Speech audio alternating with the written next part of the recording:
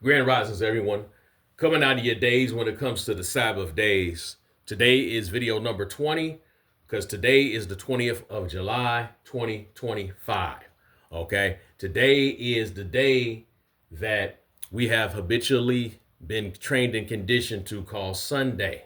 Today is the first day of the week. All right. And it's interesting that this falls on the first day of the week. This was not intentional, not by me at least. But I'm going to teach on this first day of the week. And we're going to determine, was the first day of the week transformed to a holy day by the resurrection of the Messiah? All right. We're going to determine that today, just from a few scriptures and just from just looking at them. All right. Just looking at them, studying them, just studying, just scratching the surface. We're going to make this determination. All right. So it's the first day of the week and it's the morning time. And most people right now are already in Sunday school or preparing to go to Sunday school or preparing to go to your Sunday church service. All right. So this video is going to make some really rethink some things today. And I know for a fact that the Spirit is going to move on some people where they're going to have a change of mind and they're going to repent of what they've been doing, habitually following the crowd. Okay. For over 20 years, I have stopped following the crowd. And once I started following the cloud, right, I've been blessed ever since. Okay. Been blessed ever since.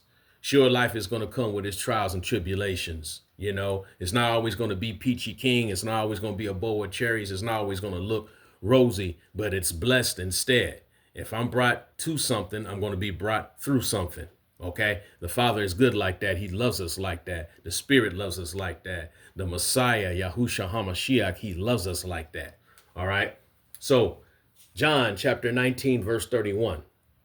The Jews, therefore, because it was the preparation that the body should not remain upon the cross on the Sabbath day, for that Sabbath was an high day, they besought Pilate that their legs might be broken and that they might be taken away. Okay, high day. That word high day broken down is the Greek word megas, which means exceedingly great. Exceedingly great. Okay. The first day of unleavened bread was the next day after Passover. So the Messiah, Yahusha, he was crucified on the Passover. The Passover that year fell in the midst of a week. How do you know that? Book of Daniel, chapter 9, verse 27. He shall confirm the covenant with many for 1 week. And in the midst of the week, he shall cause the sacrifice and the oblation to cease. And for the overspreading of abominations, he shall make it desolate, even until the consummation. And that determined shall be poured upon the desolate. Okay. Now, as we talked in other videos, the Messiah himself, he prophesied that he would be in the heart of the earth, right? He would be in the tomb for 3 days and 3 nights. Okay. Now we determined last video that a day is 24 hours. A day then was 24 hours. A day now is 24 hours. 12 hours a night, 12 hours of daylight, right? Okay. So 24 times 3, you get 72. All right. So that particular year when the Messiah was crucified, it happened to fall on the midst of the week, which today we call Wednesday. It happened shortly before evening, so it was not the next day. That's why they wanted to hurry up. Another reason why they wanted to get the bodies down off of the trees that were crucified, because they didn't want to do any work on the next day, which would be the Feast of Unleavened Bread. Okay.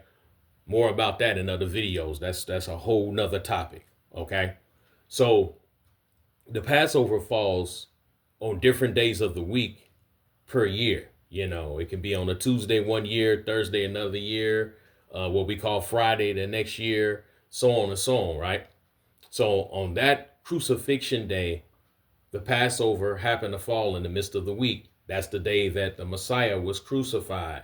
Several scriptures which prove that, right? Okay. So since he was crucified on what we call hump day, the middle of the week, Wednesday, right? He said he would be 3 days and 3 nights in the heart of the earth, right? So Wednesday, slightly before evening. Thursday, he's still in the tomb, slightly before evening. Friday, he's still in the tomb, slightly before evening.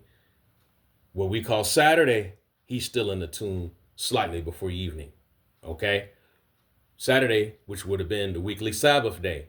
So he rose shortly before evening, shortly before evening, shortly before the next day. So he rose on the Sabbath, shortly before the Sabbath had ended. Okay? So he did not rise early Sunday morning, right? He rose shortly before the first day of the week. He rose shortly before the Sabbath day had ended. So since he rose in the evening time, this explains, and we're going to talk about in other videos, why the tomb was already empty on the first day of the week, also known as the first day of weeks, because this began the countdown to the day of Pentecost, right? Shavuot, right? So we're going to talk about that in other videos too.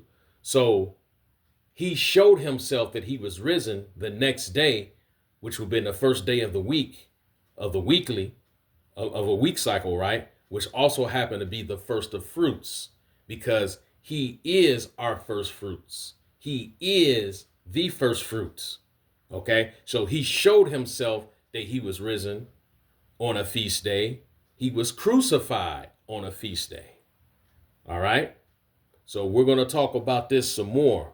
But, you know, as we see in this box here on the right hand side, just from this short study, it shows that Jesus, whom we've been, you know, customarily referring to him as Jesus, right? Who we've been habitually calling on his name as Jesus, Yahusha, the correct name, the Messiah, did not die on Good Friday, and he did not rise on Sunday morning.